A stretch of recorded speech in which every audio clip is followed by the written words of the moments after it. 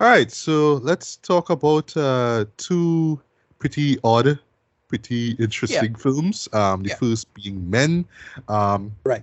which is the third film from screenwriter slash director Alexander Garland, and the second one being Crimes of the Future, which is Right. the long-awaited return of the provocateur himself, David Cronenberg, man. So we will start off with Men. All right. Well, I will do the synopsis for Men. You will do the synopsis for Crimes of the Future, right? Sure. So with Men, right? As I said before, this is the third outing from writer director Alex Garland, right?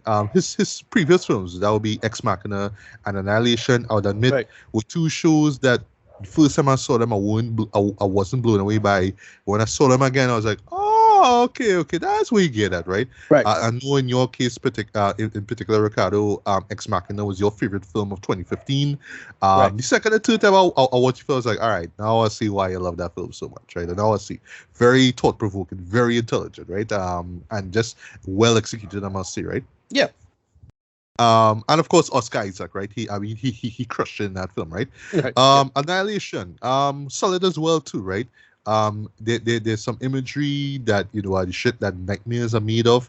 Case in point, that big human hybrid thing, Yeah. boy. Yeah. My God, that shit still gives me chills by the when I think about it, right? So yeah, with Men now, this is him just going full horror now. So it's not a sci-fi horror like Annihilation. It's not sci-fi like Ex Machina. This one is full horror, right? Right. But Well, actually, what I we're not saw sure in because the it still seems to have a sci-fi-ish element to it, but we'll get okay, to that. all right. Yeah. I did see it, right? But I Right. picked up on some folk horror vibes, and if you Right. guys checked out our review of Woodlands, Right. Dark and These Witched, I was like, okay, like in the film itself, there's certain visual cues. It's like, okay, this is drawing a lot from like folk horror. I could see the influence there, right? And in a nutshell, what it's about, right? It centers on the character of Harper Marlowe, who is played by Jessie Buckley, Oscar Yeah. nominee Jessie Buckley, right? Um, Well, she was nominated for. she was nominated for The Lost Daughter, which was a show that I didn't get around to seeing. Right. Okay. Best Supporting Actor, I believe. Okay. Best Supporting Actress, sorry, she got nominated for, right? Right. Yeah. Right. So basically, we learned early on that her husband, or I should say, ex-husband to be, Right. died, right? And it's implied that he probably committed suicide. Right? I'm not gonna say how, right? Later on in the film, they kind of establish what may have happened, but it Right. sounds Right. the most plausible, right? So anyway, she just goes on holiday now. She goes at this cottage, this kind of Yeah. manor house, if you will.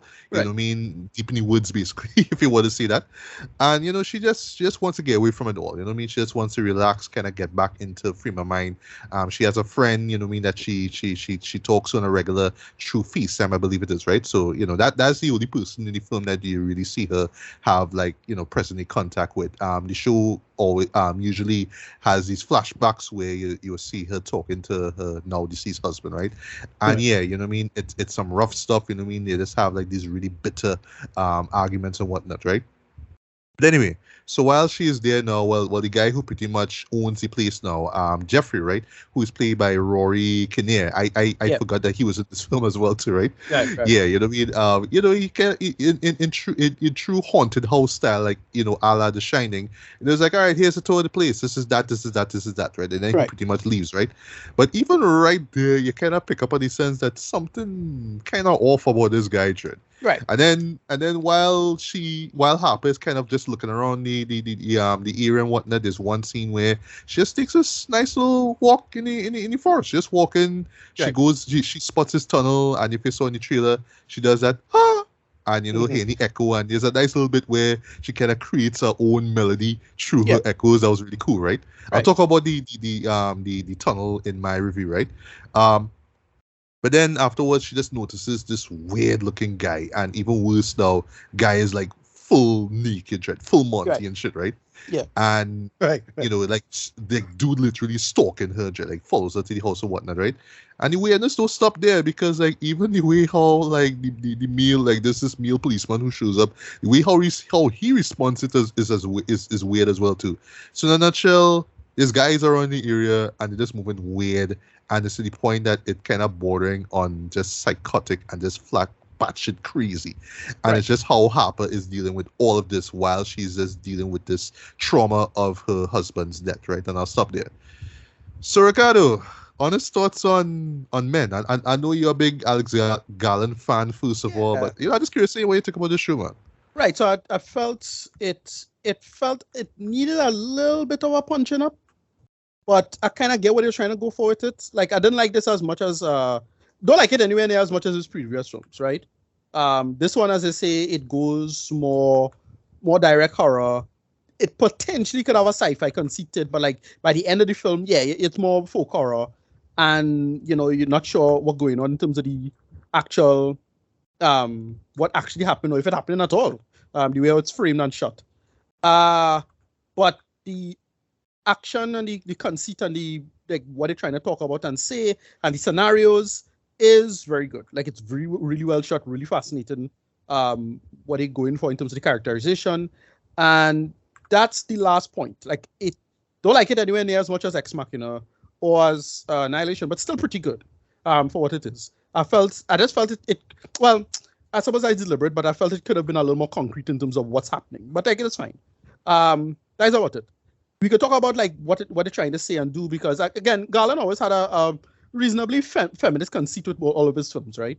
Both Annihilation and Ex Machina always had a very kind of conceit about feminism, the relationship with gender, power dynamics with respect to that, and whatnot, right? Yeah, it's the women studies, film course stuff, right?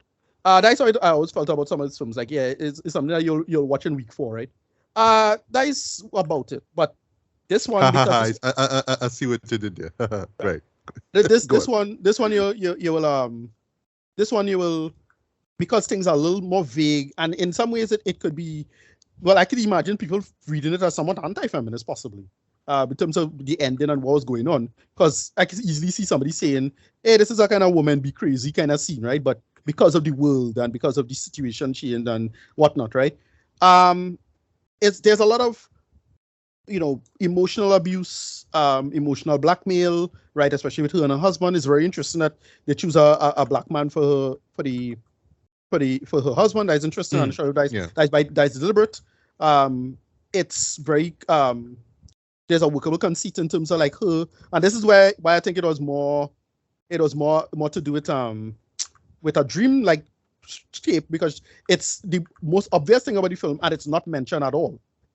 Which I don't know if you want to spoil it, but there's everyone in the tongue looks like the dude, and we don't know why, right? So I thought it was like some cloning shenanigans, but the thing is, she makes no mention of this. She treats it like normal, like if it's not happening, and like she don't recognize that everybody looking like dude, and they realize, oh, that might be part of what's going on here, right? That's about it. Akabi, so figuring out. I mean, I suppose we could talk about it without spoiling it, but that's about it. Other than that, it only really the ending and the quote unquote post credit scene kind of frames it as, all right, this is maybe really what's going on. But other than that, I really enjoyed it because of the atmosphere. It's just how weird everything feels, and it's just how unnerving. And then the final sequence didn't blow my mind as much as I thought it could, but it was still good. Like, I was not loving it, but the ending sequence was like more. It felt more shock value-ish personally, but it was still really good. Like what they're trying to do and see. Like, all right, I kind of was going for something like that. I think because of Ex Machina, I really thought we was gonna get more Ex Machina. Like I thought it was more the folk version of Ex Machina, given what the conceit of gender is, especially when it's called men and why it was called men. And you could get into all kind of weird arguments about, gender and its conceits in there. And especially Alex Garland's, his career and what he's done so far in terms of the writing. But yeah, rating. I would give it like probably like a 7, closer to an 8. I actually really liked it more and more think about it, because it's clearly a lot of scenarios that, women keep talking about for years, all the gaslighting and the victim blaming, and it's all these little conversations like that little moment she had with the priests and so on and so forth, right? They make it work. Like I get what was going on here in terms of her various interactions with the various men in the series, and the women too. Well, the one female friend, I should say. It's not a female cop, but that's about it. And felt we could have get something more concrete, but I suppose that's by intention. But I don't know. It just felt a little incomplete for my liking. That's about it. But yeah, I enjoy it for what it is. Yeah, I agree with you though. It did feel incomplete for me as well. Because like I understand, because of the nature of the genre itself, horror, right? Right. You can leave things open, right? I mean, look at the end of Shining, for example, right? Still to this day, people, still wondering what happened and whatnot, right? And by the way, Shining is still my all-time favorite horror movie, right? That being said, though, I felt that there was a lot that was just left like unanswered, Right. to the point where it's like, all right, so that mean like, like I have to wait for some sort of some video essay to come out online to explain It's one of everything, those, yeah. or I just need to, just like his previous films, watch it over, and maybe the second time I might get right, because yeah, I mean, shit is weird in this film, right? But even still, we kind of want a little answer into what really is going on, right? Is it all a dream? Is it all in the head? What's it? Is it the place itself? Where she's at? All that kind of stuff. You know what it reminded me of a little bit? Killing of a Sacred Deer.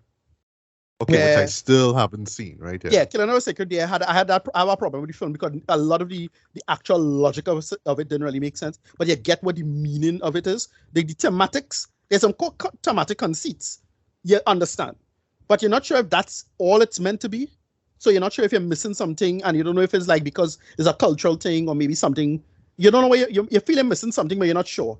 Right, Killing of a Sacred Deer is one of those. Like, it's like that. This had the similar problem. Not as bad as that, but a similar problem. Where everything just kind of open and you're not too clear what the hell going on exactly. That kind of stuff, right? Yeah. So that's about it. But I didn't cheat it or anything like that. Yeah. Right, I agree with you. Because even like the end, which I'm not going to spoil it all, right? Even the end, I was there like, all right, so that's what the message is? Like, that's it? Like, really all this does it? Yeah. But I feel like, As I said, no, there's something else that I just didn't pick up on, but exactly. I don't know, like, because legit, like, once the movie was done, I was playing over the film, certain images, all that kind of stuff. I was like, all right, I see where you're getting at visually, but it can't just be as simple as that, like, Right. But all right, so in a nutshell, what I think the message is, without spoiling too much, I think what Alex is trying to say with the film is that men and women need each other, right? Even though there's a lot about men that is dark and twisted and toxic, we men and women need each other, right? For better or for worse, right? That's what I think that he's trying to address here, because there's a lot of like correlations between men and women. So even though the men around Jesse's character are creepy and weird, it's like it feel like they're facets of the male psyche in a sense, you know what I mean? Right. Like if it dive in deep, right? But still, it's like, but it kind of don't explain the fact that they legit want to kill her though, or want to assault her in a way, right? So I don't know. Okay, so how I read it again, another film that's similar to it is like Enemy. So right, which is a show I only saw once. Right. So how I read it, I don't get it. Right. So how I get it is that to me the whole thing was in her head, and she probably just murdered a guy because the whole point of this one fella, no, this one man she harmed, and then that one man had the conceit of like she keep flashing back to the husband who probably actually committed suicide, but she still don't know. So like it's a kind of his levels of gaslighting of abuse. Like she's not sure if she's being gaslighted or not. So because she says she's not sure if he committed suicide. And if he did commit suicide, then she has nothing to feel guilty about in a sense. If he did not, then she feels very guilty about his death or something like that. And it's quite possible that this one dude now who looks identical to, like he seemed to be like cloning himself or something like that now. Like that's what I thought was going on. He was actually cloning himself. Okay. Hence why you thought it had a sci-fi angle to it. Okay. Exactly. I thought he was just copying himself, and like something. Where I thought it was going in terms of the gender stuff is that you have this seriously toxic man who figure out a way to copy himself, and his logic is, well, I don't need women anymore. Right? He figure out a way to exist without women or something like that. So now a woman is completely useless because her uterus is all she is, or some bullshit like that. He could think. Yeah.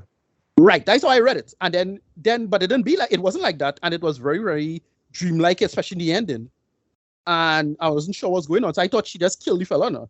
And because the final, when the guy, well, God, we cannot spoil any movie, but when she saw the final form, let's just say that final form is like, oh, well, that's where it come back to, and it's the same injury now. This is the injury not going away now. Like, all right, I kind of think I know what's going on, maybe, but yeah, that's about it. I didn't hate this. but I don't know. It's one of those things that it open and it dies by intention. So it don't make sense trying to hate on it for that. But yeah, if I was if I was 10 years younger, I'd probably hate on this more. I'd be like, nah, Yeah. this is too unclear, and I need my answers now. That about you? Yeah, exactly. Same But here too. Like I right, didn't hate the film neither, right? I applaud its ambition. I right, applaud just how weird and crazy it was, though. But yes, still, I just felt like we could have had a few questions answered, right? Well, before I get to my rating, visuals. Like I was thinking about the visuals themselves, right? yeah. Cinematography is great. There's some. I mean, yeah, Look cinematography is great. top notch, though. Like Yeah, if there's fantastic one shot. thing, like I noticed this from even early on with the exterior shots in the show in Ex Machina boy. Alex love Right. his nature shots too. Yeah. Very Tarkovsky inspired, you know what I Yep. mean, in a sense. But yeah, boy, just some gorgeous, like just some lovely, just looking. Usually with flora, usually with flora and fauna, right? With the exterior shots, some great visuals, right? Um, use of color as well too, you know what I mean, Yep. very well thought out and whatnot, right? Some like visual cues are kind of on the nose. So case in point, the interior of the mansion itself, Yeah. have these red walls, so red blood, childbirth, blah, right? And speaking of childbirth, like what I thought about it when the movie ended, yeah, that whole tunnel scene, like if you think about it, it's Right. it's Right. it's Right. childbirth, you know what I mean? Right. Even Right. and it's this is one of those films, y'all, where a character would do something, but again, like if you want to look at it from like a psychological aspect, it'd be like, oh, that's what it's trying to Yeah. emphasize. So something as simple as Jesse doing the kind of thing. Right. Like, Right. all right, Right. it's Reading. just Yeah. that. But Yeah. if Yeah. you Yeah. look at Yeah. it, Yeah. Yeah. now it's like, Right. oh, the tunnel, oh, okay, and then Reading. what she Right. sees, Exactly. Right. oh, it's like, but they're like, okay, but you still feel like there's something else You're that you missing. missed there. You You're know what I mean? missing. Yeah. Right. Because one, it can't be as simple as that, and two, it can't be as weird as that. But I Right. feel like it's a I think. mixture of both, Listen. but You it's see. still something that I just missing. Oh God, what's the guy's name? Boy, shit. The fellow who do the stuff on the NFTs. What's that man name? Boy, Uh, shit. It's slipping my mind. But he. a YouTuber. Yeah. Dan something. I want to say. Fallen Ideas. Right. That's the person. Daniel. I forget his real name. Okay. But Fallen Ideas. Right. Fallen Ideas has a great video on analysis, and the film he did choose was to talk about was Annihilation, right? And Okay. because but you Perfect had choice. exactly, but the thing with Annihilation, I liked Annihilation, right? But you could see why people, it had a whole industry on the internet basically like trying to interpret it literally, Like that's the whole point, right? But you see, you had to balance the literalism with the metaphor stuff, and this leverages way too much of the metaphor stuff. That's why I thought she just had Agreed. That's why I thought she had a psychotic break. Like it's just pure dream logic going on. Yeah, and it's a horror trope, like you've seen. Like Exactly. one show I was thinking about in Exactly. particular while I was watching this was a classic from Roman Polanski called Repulsion, right? I have this on Blu-ray, by the way, where it's a woman who just feels like she's just introvert, right? But she just so fed up of men hitting on her and looking at and leering on her, basically, that when she goes in a home, in an apartment, basically, and guys are knocking on the door, whatnot, she just loses her shit, right? Right. So I thought it was something along the line like that with this movie here, and hence the title Men, right? Like she just had enough of men, so Right. every time a guy No, shows up, because you it's think usually weird, right? yeah, everything because of the guy's death. I think he was really dead. I think all of that is true. But again, because we don't know it's a suicide and it's made deliberately unclear. Like you have a cold conversation about that. And like, hey, why did they do that though? Okay, I could see that's why they make me think. And then when she not acknowledging how everybody's look identical to each other, that will make me think, okay, so it's more she now than anything now. So I don't know. I mean, I still enjoyed it.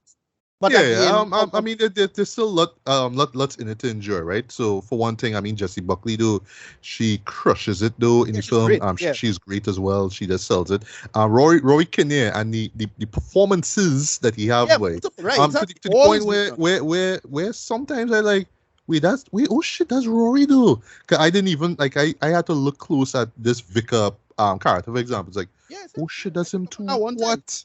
No, because the I, first I time didn't even know that one when immediately.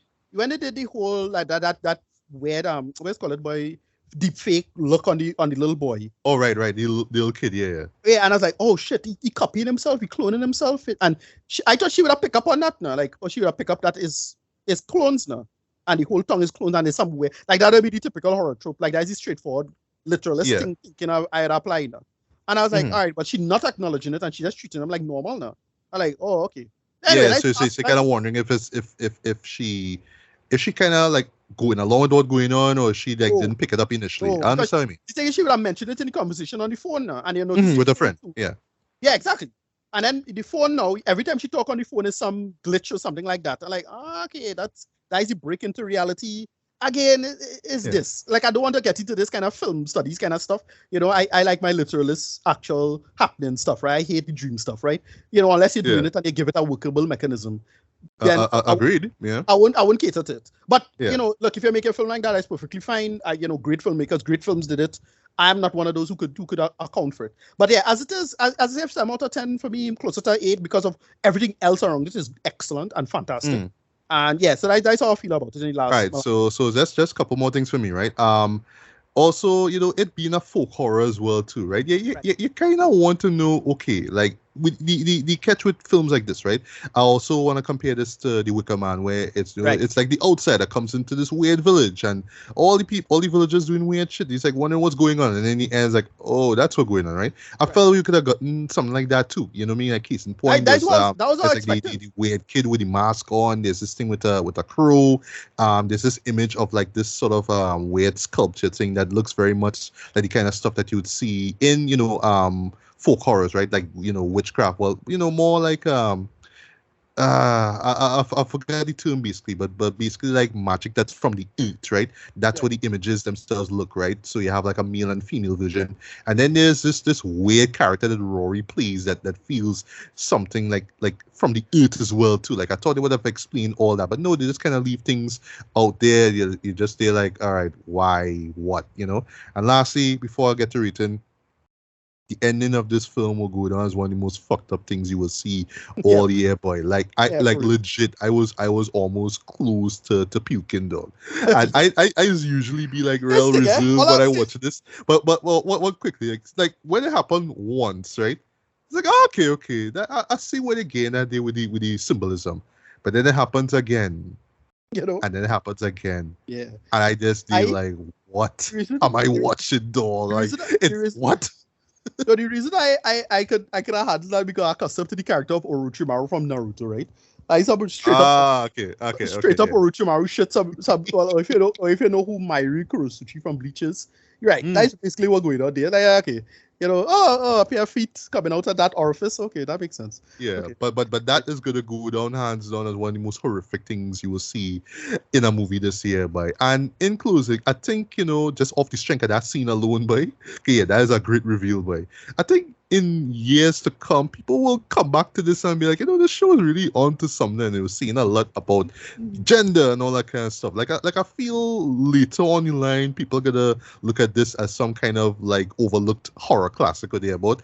But for now, it's good. It just needed some punch up as far as the narrative goes, right? Stop leaving too much into the open, man. I mean, I mean, like I don't know when the video essay for this gonna come out, but I mean, will it change my mind? I don't know. I guess we'll see. Right. But yeah, anyway, rating wise, I'm still gonna give this a strong 3.5 out of 5, man. This is still worth checking out. It is certainly a very effective, very atmospheric horror film, though. Right. And just solid direction throughout. Yeah, Alex Garland really knows his way, in terms of creating atmosphere and whatnot. I forgot to mention the music as well too. The music for this was great as well, but and just some really stunning and shocking visuals as well too. But again, just too much left out there for you to interpret. So I know it may work for you or it may not work for you. You may not get it the first time, but I wouldn't. I have no problem rewatching this. But just not in a hurry, right? And that's my thoughts. Right, yeah. I thought again, I wanted something more solid and concrete in terms of its concession, but I didn't get that, and that's perfectly fine. So I dug it for what it was. As I say, 7 out of 10, closer to 8. I just felt, I said it before. I just wanted the more concrete answers, and I wanted it to be more like a sci-fi or even just direct magic. Because that's where I thought it was going, but that would be the more obvious answer, I suppose. Anyway, that's about it. And up next we have Crimes of the Future, right, which is the latest film from, sci-fi slash horror provocateur David Cronenberg, right? Ricardo, I want you to do the synopsis for this, right? But before we Sure. begin, just talk quickly about David Cronenberg, right? Not one of my favorite directors of all time, though. But when it comes to just coming up with these thought-provoking concepts into the sci-fi and horror, yeah, he stands tall as one of the greatest, man. Right. Like for me, two of his best films are still The Fly and Videodrome, the latter of which I Yep. actually own on I Criterion love Blu-ray. Love that stuff, Videodrome. right? I love Videodrome. I love Scanners. I love Existence. Yeah. Even even Scanners is one I need to get in my collection, but Existence is one I haven't seen in a long while though. Like yeah. I don't know, for some reason I No, just but never got around to watching it though. even the mob movie was hard, Joe. Like it took me a hot minute to pick up with now. It's time's fucking Cronenberg, Joe. A What? History of Violence. Yeah. Oh, Yeah. well, no, that No. Eastern Eastern Promises. Promises, right? Yes, Yeah. I forgot Like, about that. what? Yeah. I mean, like he's put out hits over the years, right? Over the past like what? Right. Since the 70s and whatnot, right? And that's one thing I always like admired about him, right? Yeah. Starting off, in the indie scene in Canada, but just being able to put his own stamp on horror, man. I mean, look at Yeah. the iconic shot in Scanners. I mean, for example, that Yeah. exploded head. That's That's a timeless, meme, right? yeah. That's a That just meme became now. a meme, yeah. That's a Yeah. meme, right? You know what I mean? Yeah. So yeah. But I wouldn't say that I've seen all of his films, right? Like I still haven't seen Crash. I still Okay. haven't seen. Yeah. I've always been meaning to see Crash. I want to see what the big controversy behind it is, or I have a feeling I know what it is, right? Yeah. I still haven't seen Spider. I still haven't seen Okay. Cosmopolis, right? Okay, right. Yeah, I haven't seen it. I haven't seen it, right? So yeah, when this Cosmopolis is what won me over to that your boy the Patterson, Patterson. yeah. Yeah. That's the first movie that won me over to Patterson. Like, oh shit, this man he done move beyond the bullshit vampire nonsense. Now. Like, Twilight, good. yeah. Yeah, exactly. Right. So with this one, right? I was aware when the trailer came out, but I didn't watch it because I didn't want to get freaked out by it, right? As Tracy said earlier on at the beginning of this episode here, he just saw the first 10 seconds. He's like, nope. You know what I mean? Right. But yeah, I mean, he's back. He's doing his thing. Last thing I'll say though, his son, Brandon, I believe it was, right? He dropped a Processor. film, Processor, which admittedly, admittedly, I was the biggest fan of, just mainly because the story I felt was just kind of empty, kind of vapid. But yeah, when it came to just the shocks and the bloody stuff, yeah, it literally like a chip off the old block, right? But that's just story wise was just. It just didn't work for me, right? But yeah, I mean, David is back. So, what did he do with Crimes of the Future, man? What was it about? Right. So yeah, here's the thing. I was before we start, I thought this was a remake of the original film. So I went and watched. I went and watched the original film. Which I need to rewatch. Yeah. Yeah, I've seen it before. Let's stay with the Crimes of the Future thing. It could be kind of both in a sense, where it's just like more like a series, kind of Twilight Zone, kind of esque type show, Black Mirror. Like this could become a series in that sense, not just weird shit people have to do in the future that'll become illegal, that kind of stuff, right? So that's why. But it was so like a weird twisted take on like a Black Mirror, for example, kind of. Right, exactly. But more twisted, right? But the thing is, as I say, we get 2 Outer Limits episodes, and that's what it feel like. It just feel like an Outer Limits episode with a budget and just really great actors and whatnot, right? Right. So in the future, the world, a massive amount of pollution and climate change and stuff. And what ended up happening, instead of us cleaning up the planet, we just adapted to the dirty planet. And that's exactly what the story is pretty much. So the story starts off with this little boy who the mother bans him from eating anything she sees. And then what is the opening, right?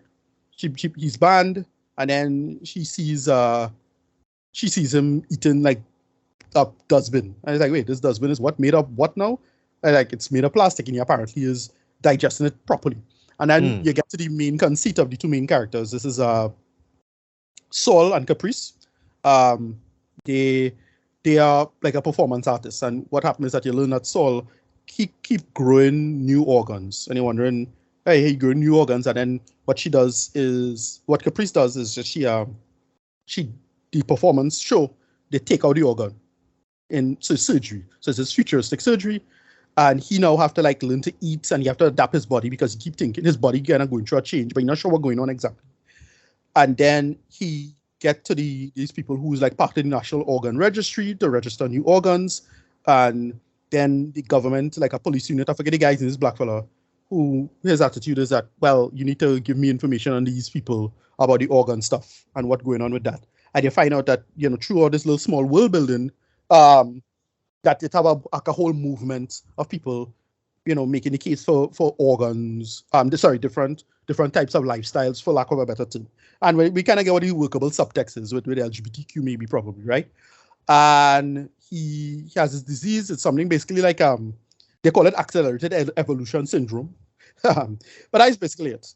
And the father of the dead boy now tracks down Saul to do something with him. And you learn the big controversy. And well, I don't want to spoil it, but that's about it.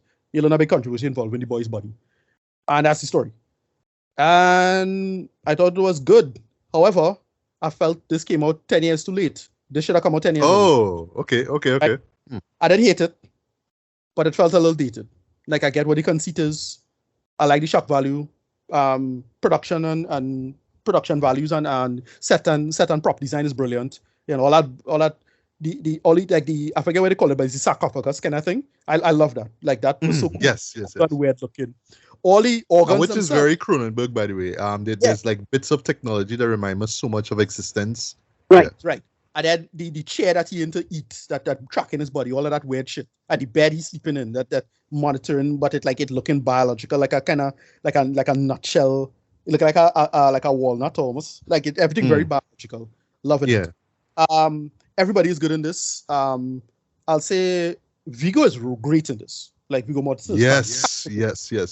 He steals it. You know. Yeah, some people actually would argue that Kristen Stewart steals it. Right. Well, I was about to get to that. Right. Yeah. So Lea Seydoux, she's okay. She wasn't great. She was just, you know, kind of there for me. But then Kristen Stewart, she was excellent in this as well.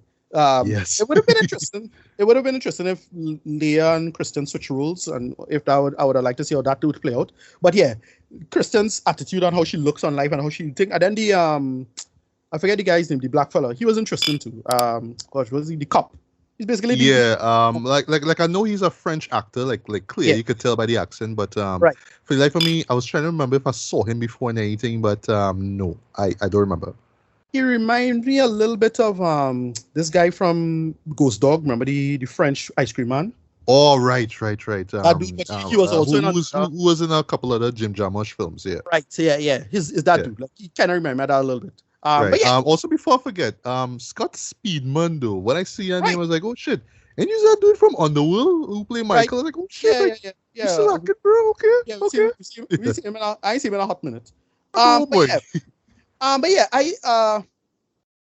it's good, but I'll say it's an Outer Limits episode, because there's an Outer Limits episode that has a very similar conceit where everybody was turning purple to match something like global warming or the ozone hole. And they said like this alien sent a signal to Earth to turn us into purple people so we could survive the ozone layer dying. That this was back in the 90s. And this had the exact same story, except the only difference is pollution is a different type of pollution. Because when you saw the candy bar thing, and you saw what happened to the guy with the candy bar, I was like, oh shit, I think I know what's going on. And that's exactly what was going on. I kind of guessed the plot. As I said, 10 years ago, if this came out in 2012, same time as Cosmopolis, right? I would have loved it more. Like, it feels like an old script that he finally get a chance to do. But, like, ideas-wise, it wasn't that mind-blowing. It was just good and well done. And I felt, it didn't feel like it was pushing the envelope too much. I don't know, you waste too much time goofing about in Star Trek Discovery, right? I don't know. But it's still very good. It's still really good, like what the core conceit is, what they're trying to talk about. The ending, when it was revealed what happened in the ending, when he ate the thing, I'm like, yeah, okay, that's it. All right. That's the answer. I'll talk about how I felt about the end in a bit. Yeah, pretty straightforward. Like, it was nothing mind-blowing. I was expecting more. Something more bigger, whatever it is. But as it is, it was just fine. Yeah, I kind of put this in the same. It has the opposite problem with Men, where Men was a little too vague and open and airy-fairy in terms of what the interpretation, a little too interpretive. This was pretty straightforward. Like, it had nothing to interpret. Like, we know what the story is. Nothing was unclear. You know, the guy was kind of denying his nature. I mean, I suppose you could get into the subtext of that. As I say, it has a very blatant subtext in terms of LGBTQ issues, and maybe even, well, especially the trans part of that, like this, just accepting a new body or something like that. No, and him in denial. I was speculating about the film, but him in denial, about that, and when he accepts a certain thing, everything settles down, right? You could make that to allusions of let's call it dysphoria or something like that, right? Maybe. That's how I kind of read that. That's just my first read of it. I didn't do any research. I don't know nothing. I went in as blind as I could. That's how I felt about it. Yeah, I still dug it. It's fine. I'll give it a similar score to Men, 7, closer to 8. But it just felt a little dated. Just a little dated. That's my only issue with it. Just if it came out years ago, if it came out 10 years ago, I'd like it more.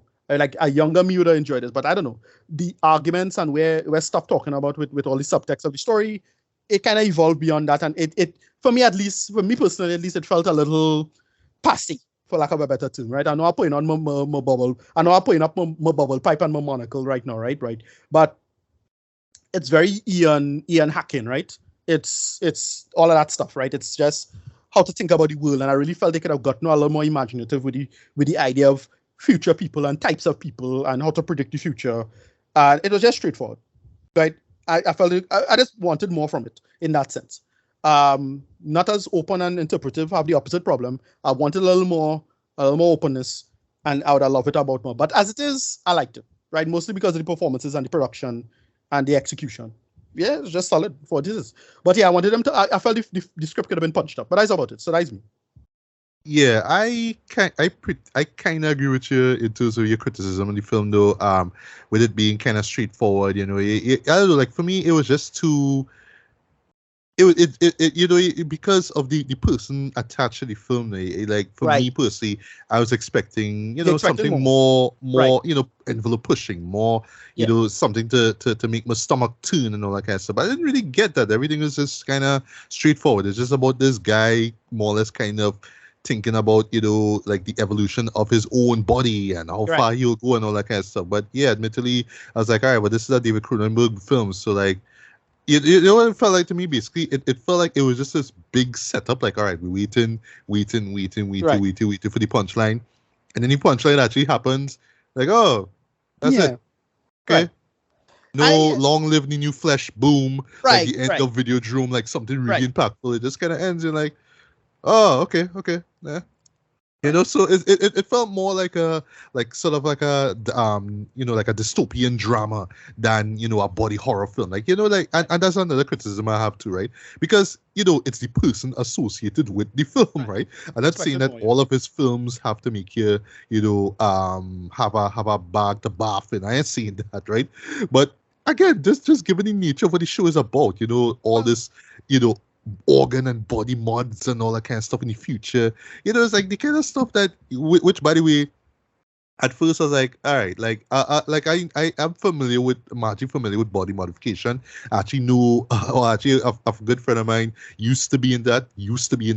But when you touch on stuff like organs, I was like, all right, organs, okay. And now you have Vigo's character who like switching organs, and now you have problems eating. And I actually like that about the character where like there's this bit where he can't swallow food properly, so he's always kind of coughing or clearing his throat, right? I love that. I love how that works into the character, like how worn down he is. It's a great scene involving him and Kristen Stewart, right? This long take. I just heard like hitting on him basically, and he just like clearly like and talking. I love that, right? I'll get to Kristen Stewart in a bit, right? But still, with all what was going on here, it's like, all right, I'm waiting for something to kind of turn my stomach, right? There's a bit involving a guy who takes body modifications to a ridiculous level, but still, I was like, all right, you just kind of needed something to look weird, and okay, it's the future, so I guess maybe a guy would want to do something like that. But then you see, it's like, all right, okay, and again, it's just the build up, and then when you bring in the kid now involved, right? Because essentially, what it is that as opposed to using live people and doing the tests, doing all these mods on them. we actually Right. doing an autopsy on a dead person. That's a big deal, right? I actually thought that, like, it's a stretch, yes, but I actually like the idea of how sensationalized this whole stuff is in this world. Yeah. I, Where, I like, felt they treat it like this art gallery, like, oh my god, like, look at this right. room, like all that stuff. But Right. still, I just was there waiting for like something to this week will go, ugh, like me would, Right. turn like kind of like cringe, sorry, like kind of squirm in my seat basically. And I didn't get that. You Like I didn't get get that. a Yeah. little You're thing right. with when they reveal what was up with the kid, but I was expecting more out of it though. And it was just like, Yeah. and then it just kind of ends. You're like, okay, Yeah. all right. So I do understand where you're coming from, where it felt the way I guess in real life, maybe that was a script that he wrote years ago. He just finally got the chance to put it out, right? I think also because our last in terms of criticisms, I think also because of like with these resurgence of these like famous directors or infamous directors. Case in point, Paul Verhoeven, right? Right. Like and So and like same with derail Scott, pusher. right? Yeah, like when Benedetta come, I was like, oh Yeah. shit, like this man Yeah. could still shock and provoke now. So when you're going into crimes in the future, like, all right, well, yeah, David could still shock and provoke. Right. I wasn't really shocked or provoked, to be honest. Right. I was intrigued. I'll give it that. I was really Yeah. intrigued by the events that was going on still, but nothing really shocked me. Like even when you saw the autopsy, if you will, it's just like, well, all right, it looked kind of disgusting, okay, but nothing Right. to freak me out. But there is some good in it as well too. I do appreciate the world building in this, even though I felt like there's a lot of effort put into building the world of this film. But Yeah. it feels practical. It feels Yeah. plausible. The whole sensationalism of this kind of stuff makes sense. Yeah. But again, it's just like going in. Honestly, it just felt really weird, but Yeah. it makes sense overall. No, the thing is, even though I like the world building and whatever it is, there's still a lot of tell don't show, and that's the problem with a lot of it. Is that the only reason I think it had a big controversy with all of this is because of the cop. Like the fellow was Right. like, he basically is like he was like effectively a narc for the fellow, right? Kinda. Yeah. But then it was like, all right, well, you're just saying that, but I'm not seeing any major controversies. I'm not seeing anything on like the equivalent of like an internet or something like that, where Right. you're hating on these body modifier type people. It's just this one guy who just, oh well, they could replace us and they just disgusting and blah blah blah blah. Like that's how I felt about that. And like, yeah, we could have get much more from in that sense, in our Yeah. world building sense of the term. But so that's how I feel about it. Right. And I mean, it's a Cronenberg film, so he's going to tie in pain and death with sex, right? And he does that here. So, Right. yeah, people, are enamored at seeing people being opened up inside and their organs Right. being switched and all that kind of stuff, right? So that's why I appreciate, Leah Sedu's character and, Right. well, even more Kristen Stewart's, right? So that moment where she, like, fangirling over Vigo's character, Saul, Yeah. that scene totally worked for me. Right, I really exactly. enjoyed Yeah, that that, is a good scene. Yeah, I agree with that. yeah. But again, though, and oh yes, and also I kind of like the weirdness of it as well too. Yeah, like even by Cronenberg standards, this is pretty weird as well too. But if you were to compare it to stuff like, say, Scanners or Exactly. or like his earlier stuff there, Scanners, Videodrome, The Fly, you kind of waited for something big to happen, like some kind of Yeah. big, like you expected it to be a thriller. Now. That's why I came into this, right? But it was more like a dystopian drama, more or less, just like Right. someone just trying to figure out his way. Like, okay, well, if I do this, like, trying to evolve himself by, degrading himself in a sense. So if that's the kind of thing that appeals to you, then okay, you'll appreciate the show a lot. But for me, I don't know. I just kind of But- wanted something else to just make my It's- squirm in my seat. It's Yeah. Cronenberg, though, Yeah. Right. Yeah, it's still reasonably grounded and humanistic for what it is. But I felt I wanted, as I say, I wanted more because I get the decisions that are being made here. Like I accept that. But yeah, I wanted more in terms of the tell don't show because the perspective of just a handful of people and the politics is the personal, right? That whole conceit, right? Right. I got a lot of that from it. But yeah, as I say, I just wanted a little more in that sense. Like it could have gone in a weirder space and a more inventive and fascinating space. As I say, I agree. Yeah. as I say, I wanted, to put on my monocle and bubble pipe, right? I wanted something like, if you know who Ian Hacking is, where you get us really like making up people, weirdness of the future and what future people look like, and it's not just future people you have to take into account, but future types of people you have to take into account. And that is not like just a biological conceit, but it could be a political conceit and a social conceit and so on and so forth. And it could the level of divergence could really get out of hand, and you could see why people will panic and have regressive attitudes, but we didn't get enough of the regressive attitudes. So, I wanted to see other sides. I don't know. Yeah. But yeah. So in closing, I don't know if this is, old man Cronenberg. So no, I'm not gonna do shock value anymore, but I'm gonna make it think. But it's me, so I have to give you some gross stuff here or there. So I don't know, maybe this is just him in his old man phase, I guess. But again, like you, the guy who made shit like Existence and Crash and all that kind of stuff, like provoke us. That's what you do. You make thought provoking stuff. Provoke us. Like not so much in the world and the concept, but like just the possibilities of it all, though, because what he's touching on is really really unique and whatnot, and disgusting. I mean, when you really think about it, right? That's about your body stuff, but more the organ stuff, right? But he could have gone even further, man. I mean, given his clout, right? Exactly. But rating wise, strong treater, like 3.5 out of 5, man. It's right for what it is. Right. But admittedly, I was, a tad bit disappointed. I mean, given who he is and what he's capable of, right? He could have provoked no more, man. But he kind of just played it safe, man. I don't know. Yeah, they could have felt. Listen, because the actual implications of it is fascinating. But it have the same problem. You know what? Okay, I know. I might lose you with this, but I have the problem with this. The same problem I had with Blade Runner 2049. One of my top 10 favorite movies of the decade, by the way. Right. But I was underwhelmed with it because I felt they could have done so much more with it as it's conceit now. It's like, right. I understand. Right. Mm-hmm. Yeah, it was too familiar. Yeah. Right. So that's about it. But as it is, solid movie. I still give it roughly the same score I give Men, which is 7, closer to 8. I wanted more, but that's it. But it had it had the opposite problem as this. That's about it. So that's just my last point. Right.